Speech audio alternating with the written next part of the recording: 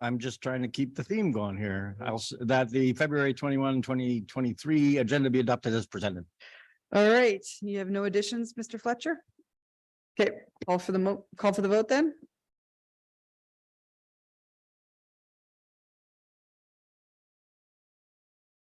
Okay, voting's closed. And that passes unanimously. We have no registered presentations, delegations, or announcements. So I'm skipping to number 5, consent. No one has pulled anything off of consent from what I understand. So Councillor Broadhead, go ahead.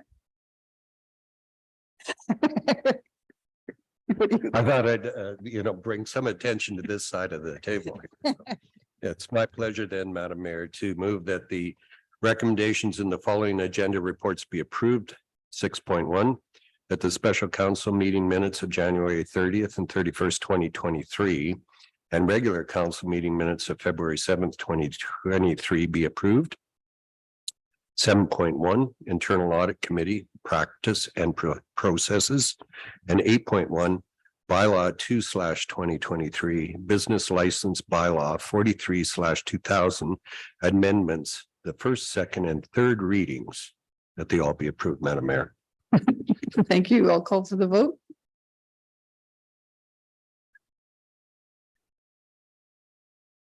Voting's closed. Passes unanimously. Agenda item 6 was minutes just approved on consent with the special council meetings of January 30th and 31st, which was our strategic planning, and then the regular council meetings of February 7th. We also approved on consent 7.1, which reads as follows. That council received the report dated February 21st, 2023, entitled Internal Audit Committee Practice and Process for Information. And then new to consent agendas, 3 readings. But Mr. LaFleur probably cringes about. You're good. So that was amendments to our business license bylaw to that we discussed at committee last week. And then now we are on to no emergent items. Civic updates. So why don't I start with those online? Councillor Jolly? Seniors Advisory Committee met last week. So that was just discussing mostly the future of the committee. Youth Advisory last month, same thing. Homeland Housing,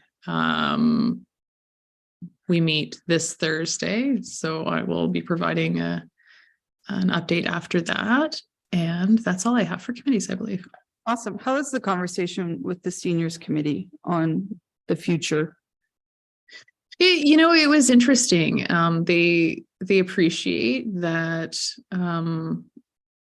what their experiencing is very different from the Youth Advisory Committee. I think those two groups tend to be lumped together a little bit because it's a particular age demographic, but the needs of both groups and existing representation in the city is very, very different from the two groups. So they appreciate that. So they've invited youth committee members actually to join our next meeting and kind of do a bit of an exercise kind of to try to figure out what they would like to advise council on later this year. Cool. Thanks. All right, Councillor Romansky.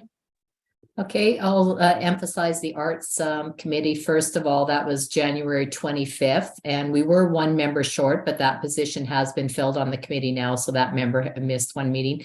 The first meeting, we had the election of the chair and vice chair, so those are both new members in those positions. We had another discussion about the art placement in St. Albert and how all the city departments and specific areas where the art was placed are all very excited about the process, and they're down to next to nothing in storage, which is a great end to that. And Fowler Park was supposed to be mentioned, but that was pushed to the next meeting. So a lot of it was more introductions and elections to positions and getting started for the new round on council. So I'll have more in tomorrow night, actually. All right. And okay. And then my other committee was the Intercity Forum on Social Policy. That was January 27th, and that was an all-day event. So that was that was jam-packed with information. We had representatives from the head representatives from the food banks talking about the demand in the food banks all across the province and how people are working with that and means of picking up and dropping off and finding different solutions. So that was really, really good.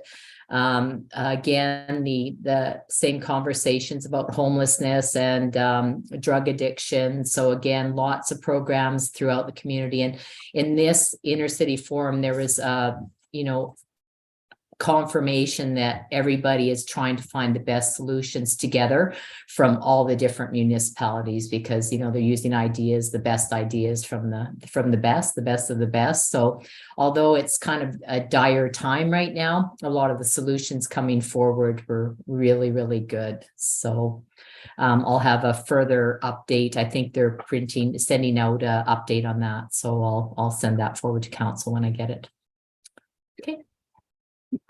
Still enjoying that committee, Councillor Romansky? I love that committee. Yeah, I love all my committees, but this one is just like the core of everything that's going on, with people. And it's a tough one, but an enjoyable, tough finding solutions. So yeah. Thanks. All right, Councillor Hughes. Okay, so the waste diversion, I know Mayor Herron, probably you already know all this stuff because you're in the loop from the Alberta municipalities, but for the rest of council. So the last meeting, there was a waste to energy presentation. Sturgeon County is offering to do presentations on waste to energy to all nearby municipalities. I think we all received an invitation. So that was a follow-up to what occurred that day.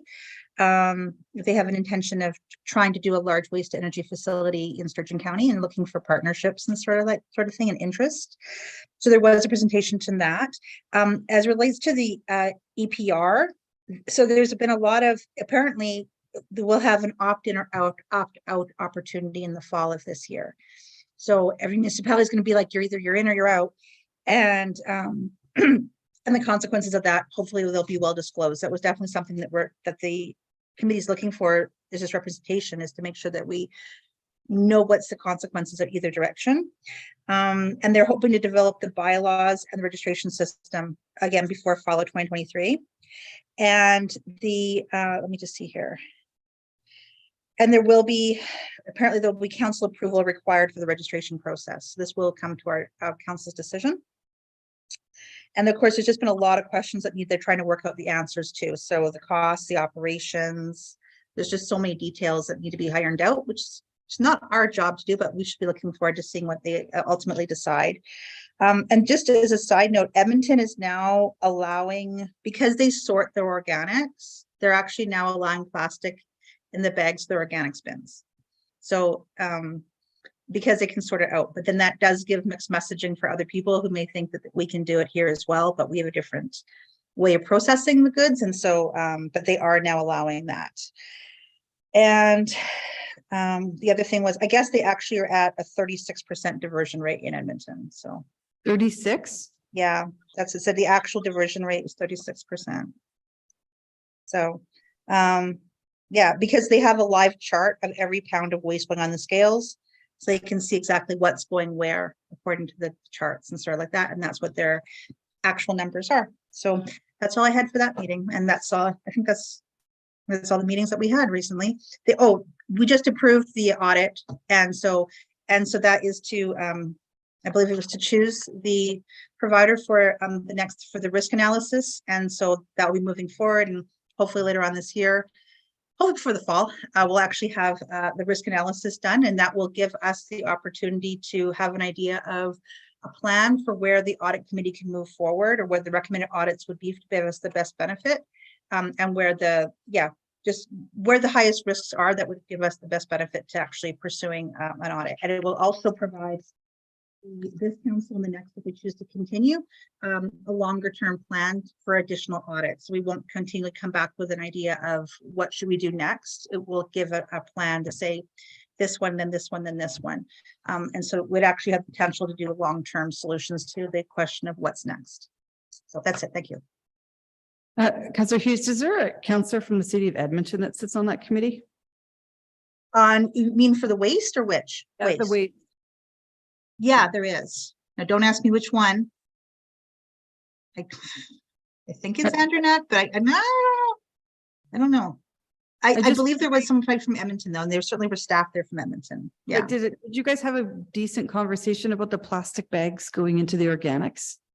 And how that's It gonna- was provided as an update and Edmonton made the decision that they were going to do that. And there's some of the other, I think it was administrations, they found out, said, you know, this could give mixed messaging, and Yeah. Edmonton said, we made our Don't decision. care.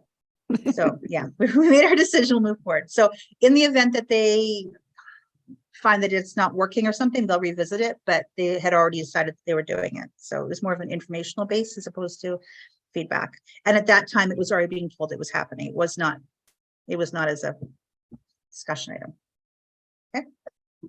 Mr. Fletcher, do you know, you probably don't. What's our diversion rate? I think the last I looked, it was at 64%. Yeah.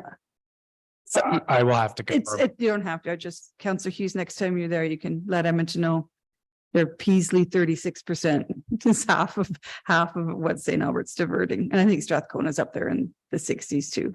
Well, this is like the actual numbers, because what I don't know is, I know we're diverting 64%, but I don't know if that's actually how much is going in there, because if there's contaminated green bins, it may reflect a higher number than what's actually going through, right? So I don't know if our actual end number is actually 64, or it would be the best case number, because again, if there's if anybody puts in, as Councillor Killick, you mentioned like a toilet or something, like that batch is shot, right? So, All So our I- trucks are weighed, whether they're garbage, organics or blue, they're weighed. So that's pretty Yeah. real.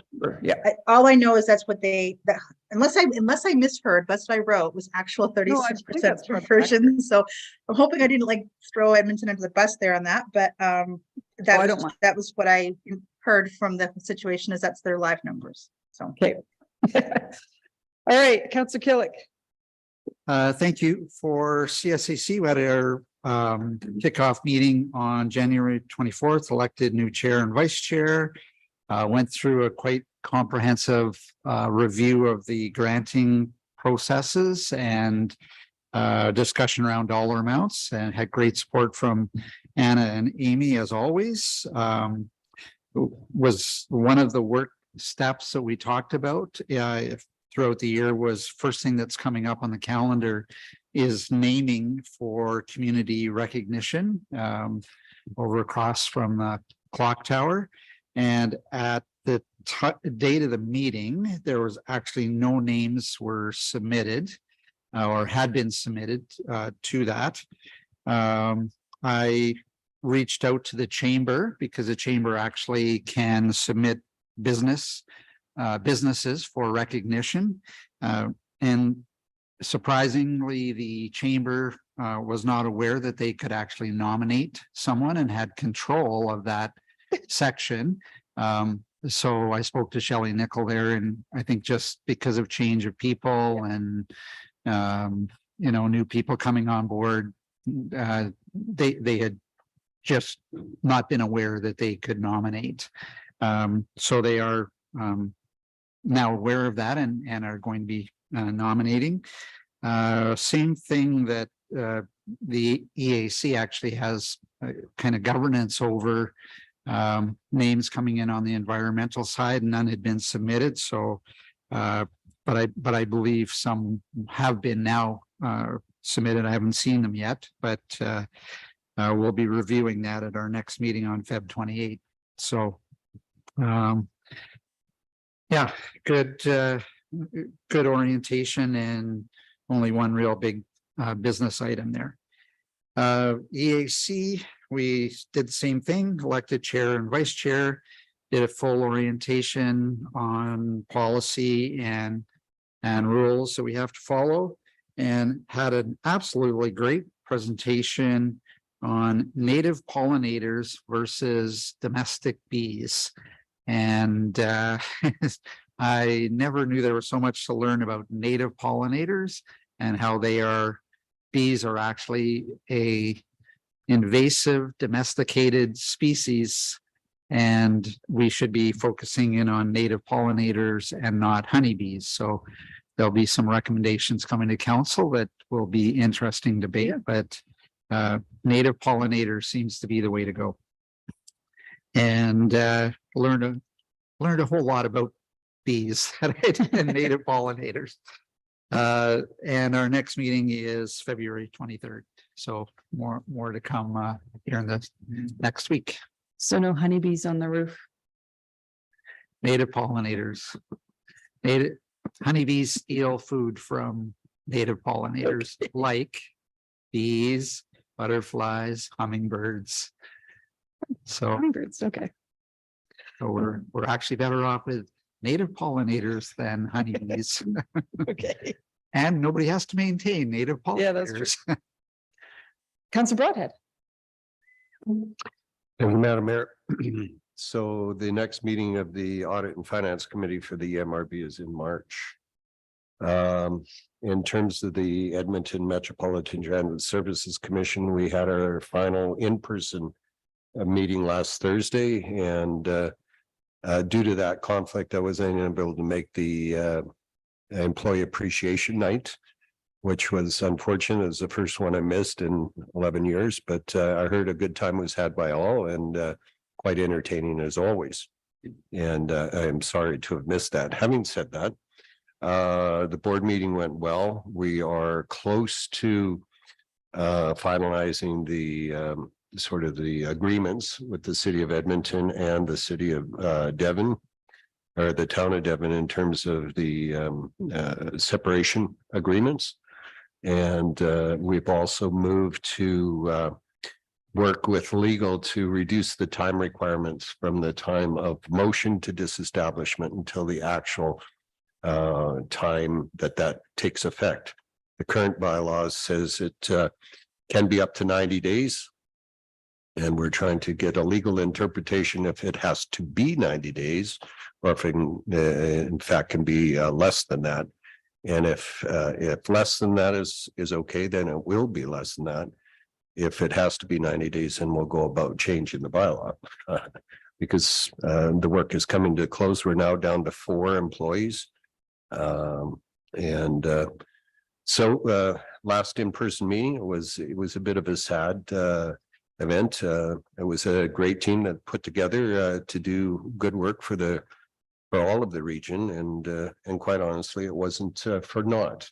I believe that there was a lot of good learnings that came about as a result, and hopefully there'll be some mechanism to gather all those learnings in one place. That might be a challenge, given that we won't do a governance review. But in any case, we'll find some way to get that done, because you would hate to lose all that corporate knowledge going forward. In any case, we're looking hopefully to wrap this up by the end of April. So 3 or 4 more meetings, all virtual now. And then we'll put this on the rest, and we'll move on to a new way of looking at public transit. I love your optimism, Councillor Broadhead. And finally, Councillor Mackay. Thank you very much. I appreciate that. I wondered why there was more food left over at the employee appreciation. Is Westwood And there? maybe it was because Councillor Broadhead was- Sorry.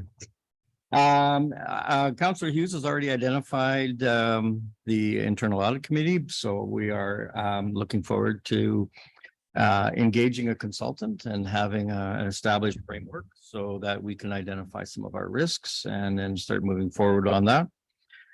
Policing, we've had a meeting right after our last committee of the whole meeting last week. So I was here until about 8:30 in the evening with the policing committee.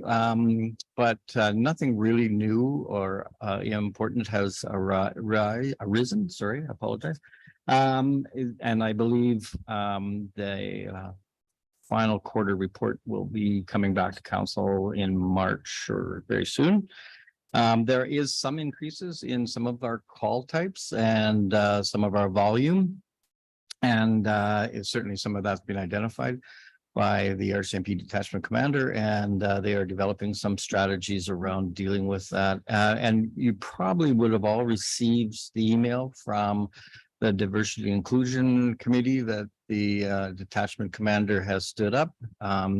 There is an upcoming meeting the date just leaves. Yeah, I left think I me. got one. Oh, I can forward it to you as well. I received it, but I thought it was CC'd out till. And I'm getting not a shakes from administration, so I'll, Yeah, I'll submit it. And send it out and for interested counselors. Our Alberta Capital Region Wastewater Commission, interesting times, end of December 24th to be exact. We had a mechanical failure of a valve that was housed in the underground vault just on in Parkland County, resulting in a spill of about 1.4 million liters. Luckily, it was identified and staff were able to put in place emergency actions that diverted almost 40 million liters back into storage lagoons, and also a great number of hydrovacs. And if you can imagine trying to get a hydrovac on Christmas Eve, you can imagine the pressure that was under administration with the wastewater commission trying to arrange for that. They engaged Spencer Engineering and Environmental Consulting very quickly, pardon me. And as of last week, it's my understanding that the spill has been contained and remediated. So, and there'll be obviously some additional check and probably coming in the springtime, but all the government authorities and the local municipalities were all notified, and but good work by staff to deal with a very hazardous and potentially dangerous wastewater spill. Last one was on Friday. Our Metropolitan Regional Servicing Plan Committee met on a Friday afternoon before a long weekend. It was you've identified with natural pollinators. I mean, it was a very interesting meeting in the sense that we had a severe weather and emerging issues, pardon me, in the insurance industry, and it was a presentation by the Insurance Bureau of Canada, and lots of really interesting statistics and information arising out of what that impact that the private insurance industry has in natural disasters. And what struck me was when I asked a question as to how do they coordinate with the provincial's DRP, the disaster recovery program, they really have no mechanics. And that's particularly concerning because, as we all know, the province now left 10% of that up to the municipality.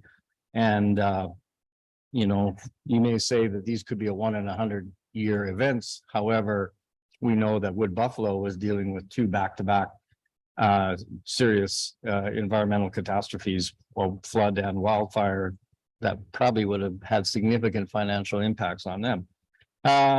Then we just had updates. I think Councillor Hughes identified one in relation to the solid waste. We're moving into a data strategy where we're trying to coordinate all the data in the region so that we can actually get a bigger picture, a better picture of what's going on around solid waste. And then the rest is just collaborative updates around stormwater and regional broadband. So it's been busy. I should mention that I am now the acting chair of the Alberta Capital Region Wastewater. Right. For now. Probably. All right. Now I need a motion. Oh, information request, notice of motions and announcements. I have a feeling there was a few IRs from you, Councillor Killick, and one from you, Councillor Bukai. So I'll start with you, Mike. We have 3 to read in. I don't know if they're in particular order for administration, but the Ledge Services has them all. So first one is as part of the St. Albert Place Major Life Cycle Upgrades Project 2024 Phase 2 work. Is there an opportunity to include permanent LED celebration multi-change color lighting to a portion of the exterior flashing? This would allow the city to light up St. Albert to recognize / celebrate many events throughout the year.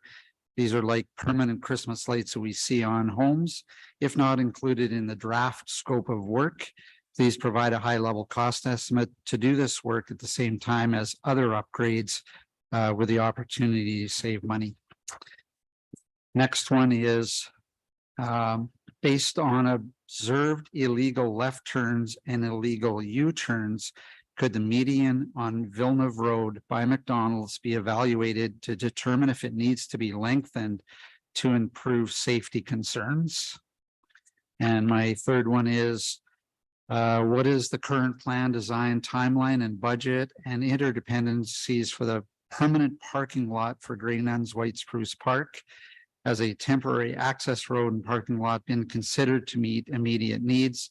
This information would be helpful to support a postponed motion if required.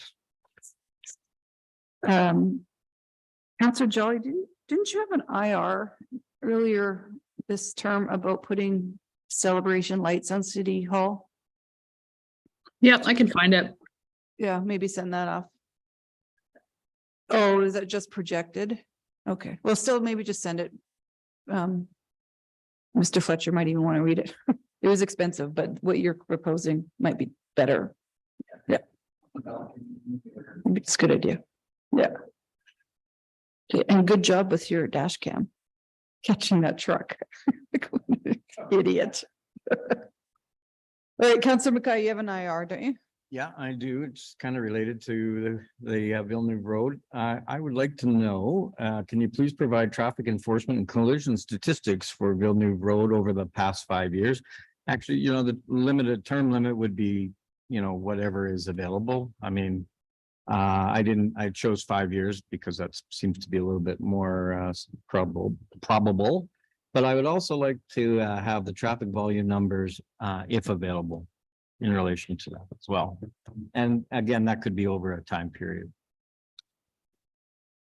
Was there any other councillors besides myself?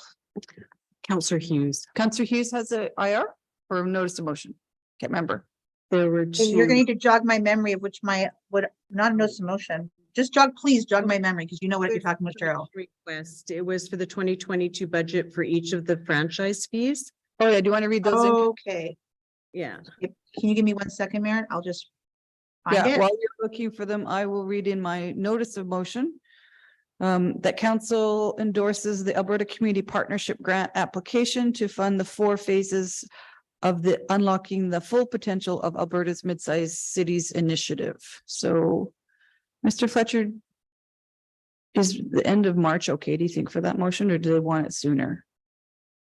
I think what they really want it for is to be able to have that sorted out so it can be discussed at the next in-person MCMC meeting. Okay. So end of March should be fine. Yeah, so I think our probably March 21st is a meeting. Yeah, we'll do it then. That's good. Okay, I found them. Okay, Thank go you, ahead. Cheryl. You're awesome. So, okay, so what was the 2022 budget for each of the franchise fees, the actuals collected in the budgeted amount for 2023? And please provide the budget amount for the transit revenue for 2022, the actual revenue for 2022, and the transit budget revenue estimate would be for 2023. That's it. Thank you. And thank you, Okay. Cheryl. Is that it, Cheryl? Okay. All right. Next on our agenda.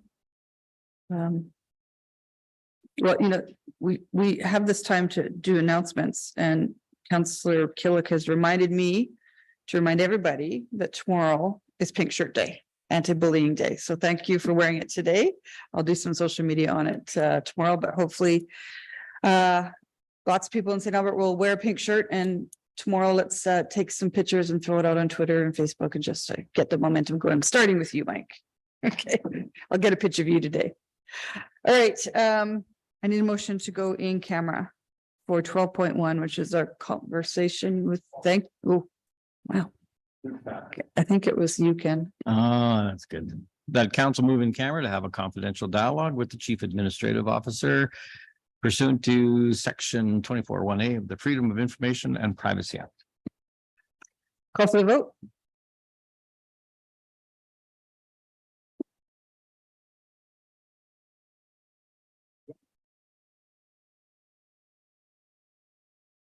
Voting's closed. And that passes unanimously. Somebody making me the host. Okay. I will wait till I go into a breakout room before. A little longer than we thought. Half an hour. I just stretch it out a bit.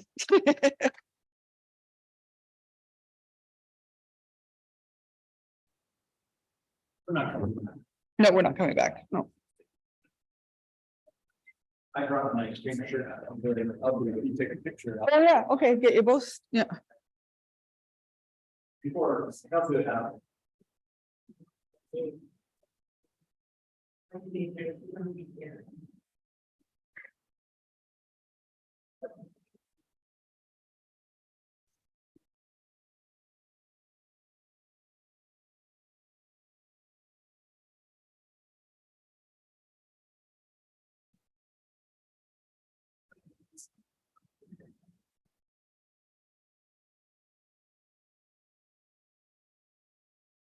Mhm.